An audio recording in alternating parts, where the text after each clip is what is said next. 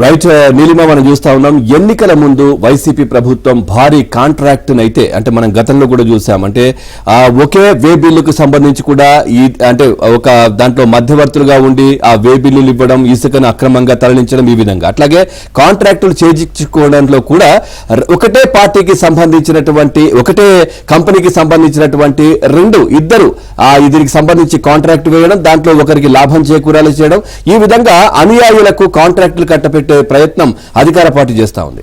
Right, కేవలం commission కోసమే కకృతి పడి ఈ విధంగా కాంట్రాక్టులు అప్పగచెప్తున్నారు అని చెప్పేసి అర్థమవుతోంది. ఎన్నికల ముందు వైసీపీ ప్రభుత్వం భారీ కాంట్రాక్ట్ ను అడ్డగోలుగా కట్టబెట్టింది. 650 కోట్ల విలువైన విద్యా కానుక కొనుగోలు కాంట్రాక్ట్ ను ఎలాంటి టెండర్లు లేకుండా పాత కాంట్రాక్టర్లకు అప్పగించింది. టెండర్లు పిలవకుండా కాంట్రాక్టర్లతో చర్చించి అప్పగించాలి అని ప్రభుత్వమే నేరుగా జీవో నెంబర్ 2 జారీ చేస్తుంది.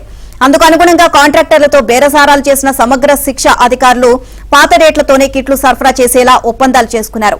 అయితే ప్రభుత్వం సకాలంలో బిల్లులు ఇవ్వట్లేదు అని పాత బకాయిలు చెల్లిస్తేనే వచ్చే ఏడాదికి కిట్లు సరఫరా చేస్తామని బెట్టు చేసిన కాంట్రాక్టర్లని ప్రభుత్వం ఎంపిక చేసింది. 2023-24 విద్యా సంవత్సరానికి కిట్లు సరఫరా చేసిన 19 మంది కాంట్రాక్టర్లకు మళ్లీ కాంట్రాక్టులు దక్కాయి. ఇదంతా గమనిస్తే అధికార పార్టీ నేతలు కాంట్రాక్టర్ల మధ్య ఒప్పందం ప్రకారమే ఈ చర్చల వ్యవహారం సాగింది అని స్పష్టమవుతోంది.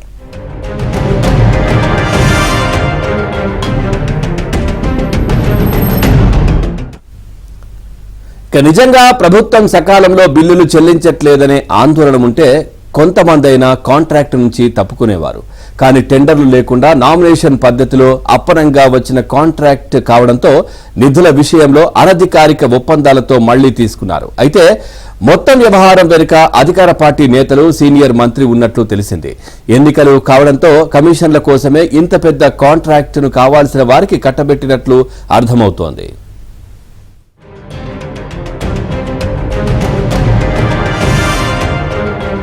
ఏ కాంట్రాక్ట్ అయినా సరే న్యాయ సమీక్షకు పంపాలి. అయితే న్యాయ సమీక్ష నుంచి తప్పించుకోవడానికి రాష్ట్ర ఈ విద్యాశాఖ ఒక వినూత్నమైన ఆలోచన చేసింది. ఏ కాంట్రాక్ట్ ను కూడా 100 కోట్లు దాటకుండా మొత్తం 19 మందికి కాంట్రాక్ట్ ను డివైడ్ చేయడం జరిగింది. దీంతో అది న్యాయ సమీక్షకు వెళ్లకుండా నేరుగా నామినేషన్ పద్ధతిన కాంట్రాక్ట్ ను ఇచ్చేయడం జరిగింది. అయితే ముఖ్యమంత్రి అప్పట్లో న్యాయ సమీక్ష ఏదైనా సరే ఒకే తరహా కాంట్రాక్టులన్నీ కలిపి 100 కోట్లు పైబడి ఉంటే కనుక 100 కోట్లు లోపు ఉన్నప్పటికీ కూడా టోటల్ గా లెక్కేసి న్యాయ సమీక్షకు పంపుతామని చెప్పారు.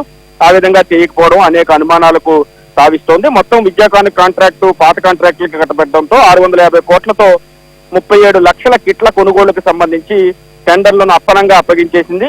దీంతో ఈ కాంట్రాక్టర్లందరూ కూడా గత ఏడాది డబ్బులు చెల్లించకపోవడంతో కేవలం 150 కోట్లు మాత్రమే చెల్లించడం, తర్వాత డబ్బులు చెల్లించకపోతే తాము కాంట్రాక్టులు కొనసాగించమని స్పష్టంగా చెప్పడంతో మరో 300 కోట్లు చెల్లించారు. అయితే ఇప్పుడు డబ్బులు పూర్తి స్థాయిలో అందనప్పటికీ కూడా వారి కాంట్రాక్టులు ఒప్పుకోవడానికి ప్రధాన కారణం టెండర్లు లేకుండా అప్పనంగా కాంట్రాక్టు వస్తూనే రావడమే ప్రధాన కారణంగా మనం భావించాల్సి ఉంటుంది.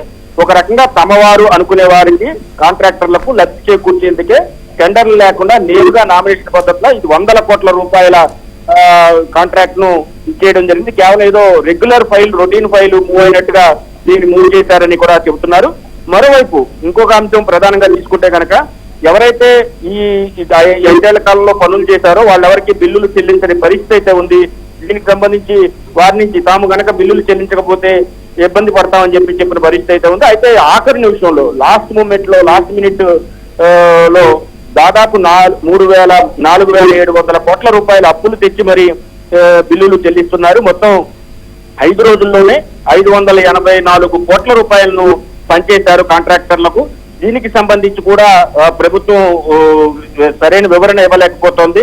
ముఖ్యంగా ఆర్థిక శాఖకు సంబంధించినటువంటి అధికారులు అయితే మాత్రం తమ కమిషన్ తమకు ఇవ్వండి, మీ కాంట్రాక్ట్ డబ్బులు మీరు తీసుకోండి అనే విధంగా ఒక క్విడ్ ప్రోకో తరహాలో ఈ మొత్తం వ్యవహారాన్ని నడిపిస్తున్నారు. నిజానికి first come first serve FIFO విధానం ద్వారా ఎప్పుడైనా సరే బిల్లులు చెల్లించాల్సి ఉంటుంది. ఎవరైతే ఫస్ట్ బిల్లులు అప్లోడ్ చేస్తారో వారికి ముందు చెల్లించాల్సి ఉంటుంది. అలా కాకుండా ఇష్టానుసారంగా క్రమ పద్ధతి లేకుండా ఎవరైతే కమిషన్లు ఇస్తారో వారికే బిల్లులు చెల్లించే విధంగా రాష్ట్ర ప్రభుత్వం వ్యవహరిస్తుందనే ఆరోపణలు ఉన్నాయి.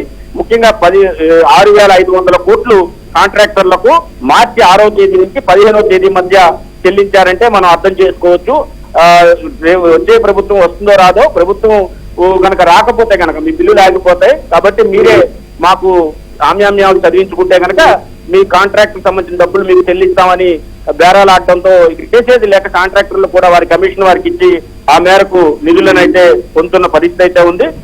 మరోవైపు మార్చి 31 నాటికి జీఎస్టీ, ఐజీఎస్టీ కేంద్రం నుంచి వచ్చే నిధులు సొంత ఆదాయం రూపంలో ఖజానాకు మరో 10,000 కోట్లు చేరే అవకాశం ఉన్న నేపథ్యంలో వీటిని కూడా వైసీపీ కావాల్సిన వ్యక్తులకు బిల్లుల రూపంలో చెల్లించేందుకు సమాయత్తం అవుతున్నట్టుగా తెలుస్తోంది. మొత్తం మీద తమ అన్యాయులకు ఎన్నికల్లో ఉపయోగపడే వారికి ఈ కమిషన్లు తీసుకుని కాంట్రాక్టు బిల్లులను చెల్లిస్తున్న పరిస్థితి అయితే కనిపిస్తోంది.